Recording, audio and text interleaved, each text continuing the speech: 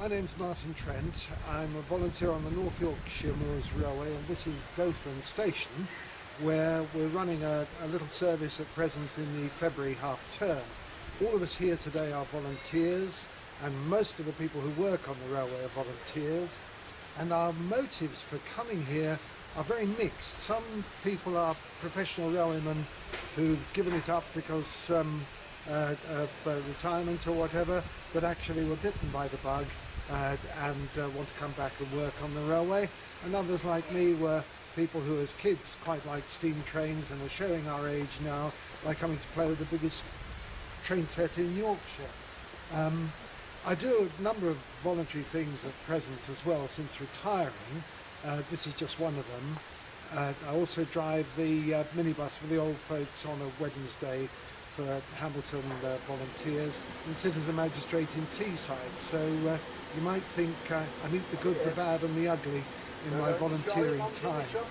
As for why we do it, well, I worked in a job where I worked with a lot of people and carried a lot of responsibility, and working with a lot of people and having almost no responsibility is a great attraction, and you meet all sorts of people in all of these activities, and it's just nice to be useful and have some kind of shape to the day.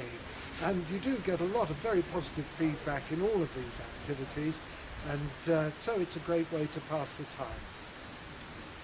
This was North Yorkshire Moors Railway was one of the railways closed by Dr. Beeching in the 1960s as being surplus to requirements for the national network. And it was reopened not long after that by a group of volunteers who wanted to keep it going.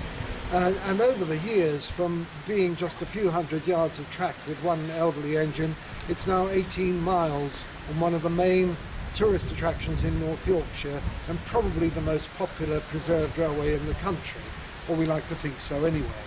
Its workforce is largely volunteer, though we do have a number of professionals doing the difficult bits, and without the volunteers it wouldn't exist at all. If it didn't exist at all, tourism for the national park would be quite badly hit, and the general sort of range of activities in the area would be impoverished. So in the whole, if you can call it a community of preserved railways, we mostly depend on volunteers.